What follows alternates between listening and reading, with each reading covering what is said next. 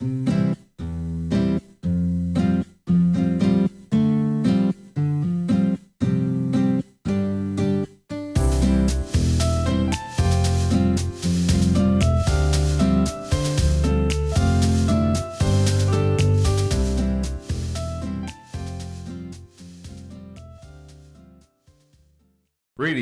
I'm Licking County Commissioner Tim Bubb, and we're doing another interview in our series with outgoing county commissioners from around Ohio for CCAO.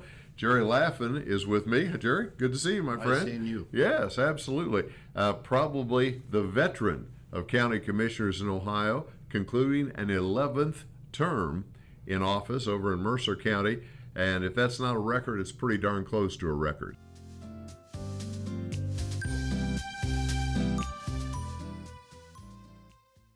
Let's maybe give folks a little perspective on your history in Mercer County. First of all, for people who don't know where it's at, sort of northwestern Ohio over toward the Indiana border, pretty much a farm county? It is pretty much a farm county. We do have a lot of manufacturing. We have been either number one or number two in agricultural receipts for, goes back a good many years. And your background is a farmer as well? I'm a farmer also. When I got out of high school, I worked at a stone quarry, but I also farmed with my father. Later on, I spent 2 years in the Army, but I went to full-time farming, renting ground and farmed, and I raised some hogs along the... So crops and livestock. Crops and livestock, yes. Yeah.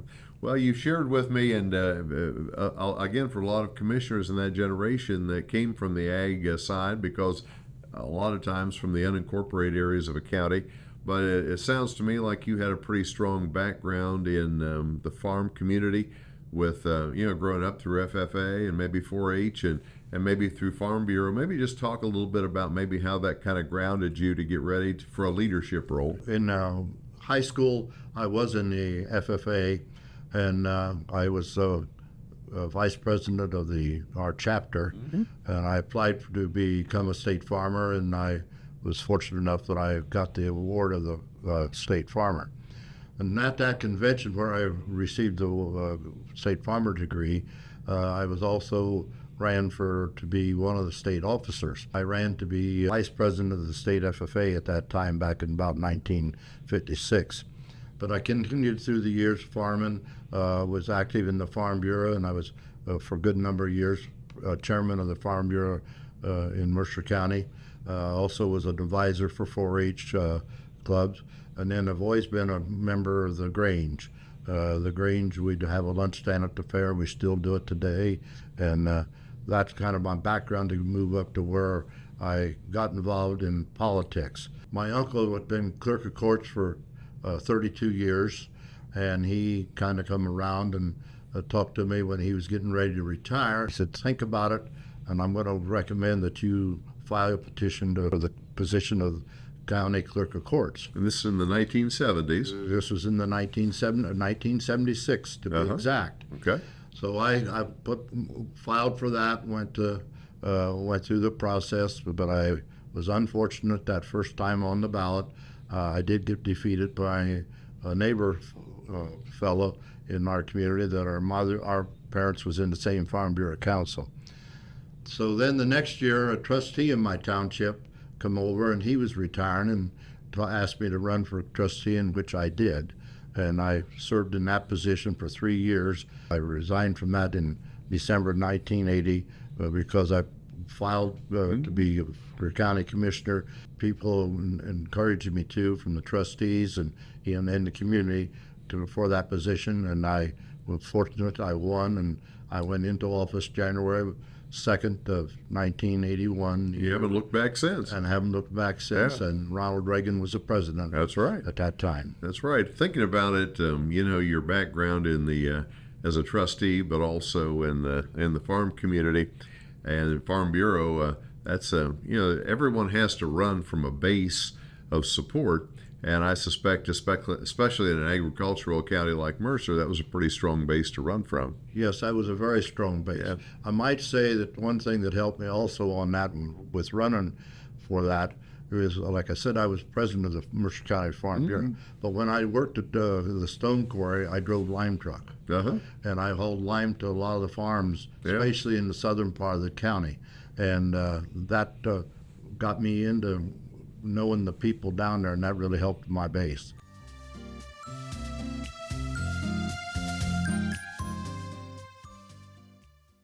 Let's talk a little bit about that length of tenure, because I think that's something we want to explore.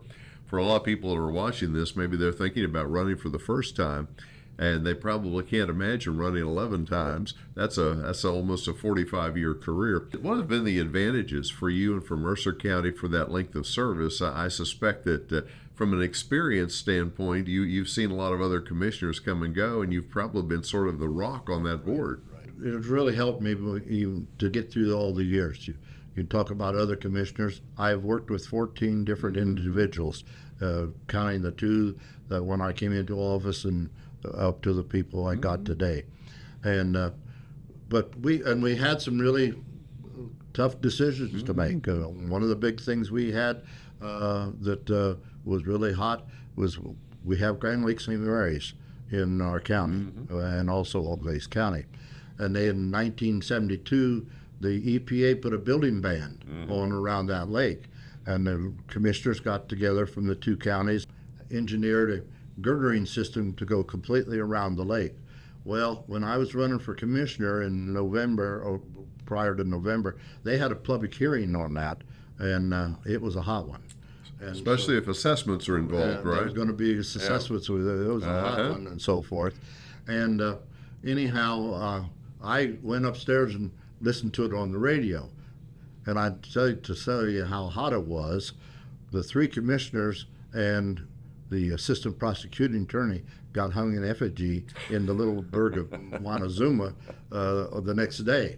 You gotta love it, right? Yeah. So anyhow, that they turned that particular part down. Yeah. I wasn't in office no more than about 4 months, and in come some people from on the north side of the lake. The fellow had a package plant there, and he needed to do something because the PUCO wouldn't let him raise rates and all that.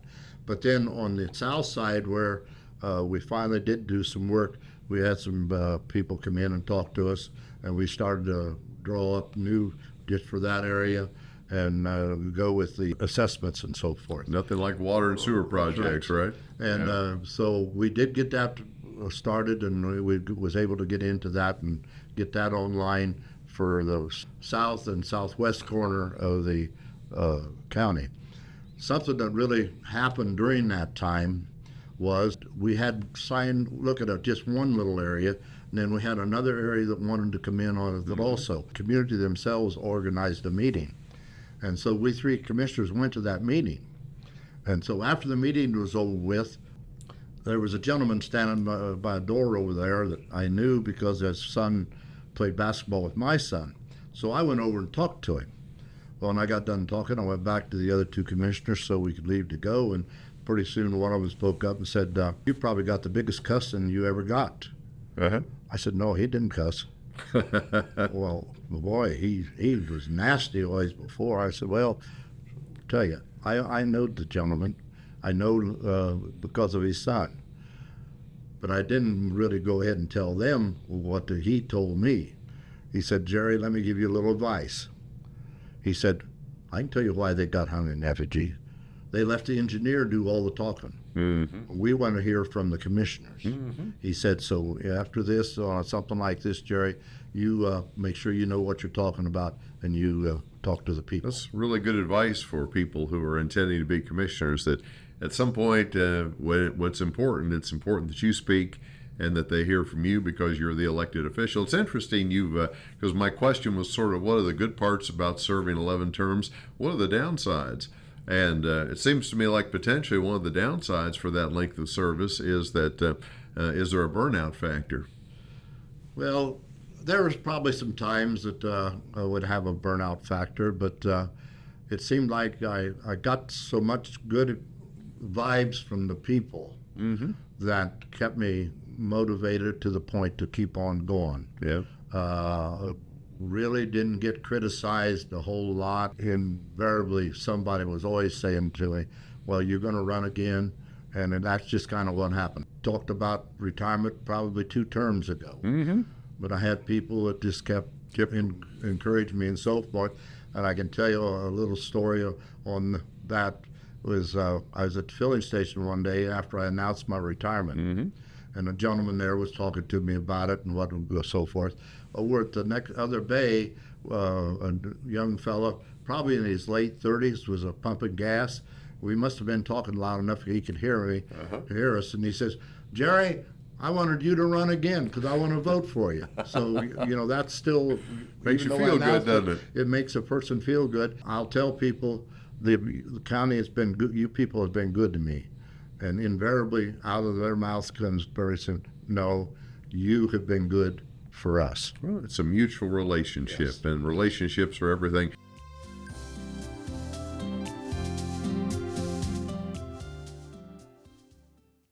What would you say to a young man or woman who's out there with maybe a good community background but contemplating running for county office, potentially commissioner? A piece or two of advice for them. I would say that if you like to work with the people and if you followed anything on the projects and so forth that we got and you think you can help, I would suggest, hey, give it a try. Think about it and say, I'm thinking about it, but if you're doing that, go ahead and give it a try. Don't be afraid to talk to the other elected officials that's in there, and they can give you good advice. I have found that over the years, some of the people that has talked to me about running were the ones that ended up and got elected because I kind of give them some advice of what to do, of what you're going to be facing, and so forth. The Republicans is pretty conservative. Usually. And we've raised sales tax. We've done it for the bail to jail. We've put on some levies, assessments to people, and it still doesn't seem to have hurt what I've done. They've been able to accomplish. There is a price to having good government, good bridges, good roads. There's a price to it, and you can't get away from that. Interesting your thoughts, because one of the things I've seen with a lot of people that express interest in running, but they kind of wait forever. They're waiting for an open seat or waiting for the opportunity. And sometimes I think the best advice is when you're ready, don't hold back, because you can wait so long and all of a sudden your opportunities evaporate. You got at some point you got to say, I'm in. That's right. I agree with you, because you never know. Even though I got beat, I was good experience for me that one time on how to campaign and do some of those things. They say that first defeat is a real character builder, right? Yeah.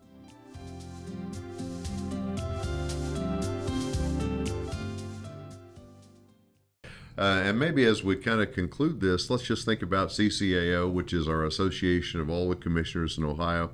And you've been involved. I've seen you at the meetings, and we've talked about relationship building here today. It seems to me like that's been, for me, one of the more valuable things is relationships with people from other counties, because you can sure learn a lot. That's right.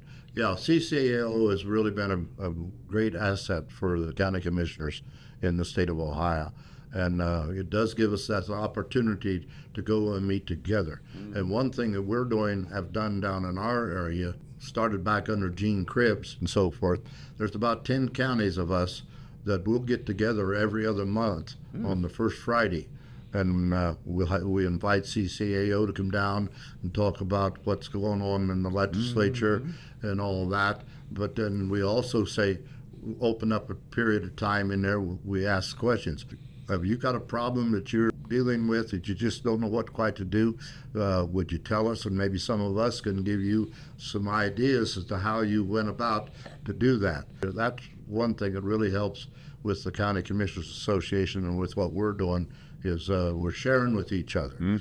Because you do work across lines. There is certain projects you got, ditches and so forth, especially in our area, that you got to have public hearings together with maybe 2 or 3 other counties as things go on. Regional application, yes. Well, we wish you the very best in your retirement. Something tells me you're going to stay pretty engaged over in your county, regardless of whether you're a commissioner or not. Well, probably so. The gentleman that's going to take my spot, he's been telling me he was going to run for it. He says that people will say, well, what you going to do without Jerry not being in there? He says he's a phone call away. I was going to say you're on his speed dial, right? They speed that.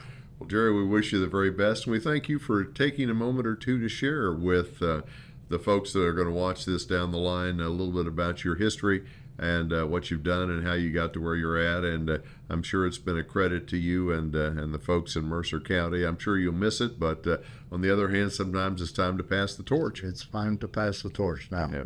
Jerry Laffin from Mercer County. I'm Tim Bubb from Licking County. We thank you for watching today.